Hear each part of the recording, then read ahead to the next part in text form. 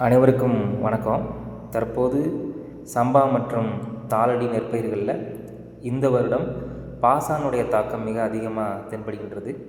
குறிப்பிட்டு சொல்லும்படி என்றால் கலர் மற்றும் உவர் நிலங்களில் பாசானினுடைய உற்பத்தி மிக அதிகமாக இருக்குது. இதன் காரணமாக நடவு நட்ட பயிர்கள்லாம் கருக ஆரம்பிச்சிருச்சு.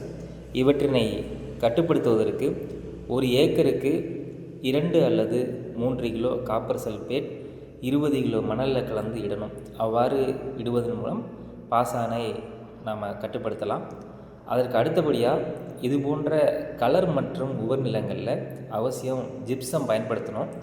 அதாவது நடவு நடுவதற்கு முன்பு ஒரு ஏக்கருக்கு 8 மூட்டை ஜிப்சம், அதாவது 400 கிலோ ஜிப்சம் இட்டு நாம் நட வேண்டும். அல்லது உழவு ஓட்டும்போது உழவு ஓட்டும் போதே ஜிப்சத்தை இட்டு அதன் பிறகு அந்த வயலில் தண்ணியை நிப்பாட்டி நாம் அந்த நீரினை வடித்து விடுவதன் மூலம் இந்த பாசானுடைய உற்பத்தி அதிகமாகாமல் தடுக்கலாம். அதற்கு அடுத்தபடியாக இது போன்ற கலர் மற்றும் உவர் நிலங்களில் மணிச்சத்து அதிகமுள்ள உரங்களை நாம் தவிர்க்கணும். அந்த மாதிரி மணிச்சத்து அதிகமுள்ள உரங்களை இடுவதன் மூலம் பார்த்திங்கன்னா இந்த பாசானுடைய உற்பத்தி மிக அதிகமாகுது. அதற்கு அடுத்தபடியாக கண்டிப்பாக அடுத்தடுத்த வருடம் தக்கப்பூண்டு, அதாவது தக்கப்பூண்டு ஒரு ஏக்கருக்கு 20 கிலோ விதைச்சி 40லேருந்து 45 நாளில் நம்ம மடித்து நம்ம நல்லா உழவு ஓட்டணும்.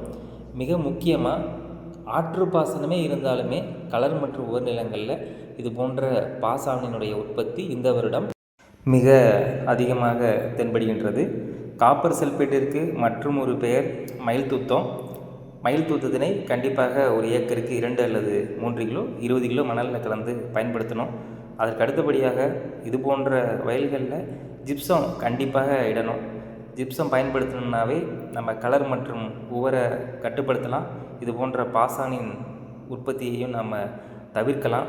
அதற்கு அடுத்தபடியாக கண்டிப்பாக பசுந்தாள் உரமான தக்கப்பூண்டு ஏக்கருக்கு 20 கிலோ தெளித்து 40லேருந்து 45 நாளில் மடக்கி உழுவதன் மூலம் மண்ணை வளப்படுத்தி இது போன்ற பாசன உற்பத்தி தவிர்க்கலாம்.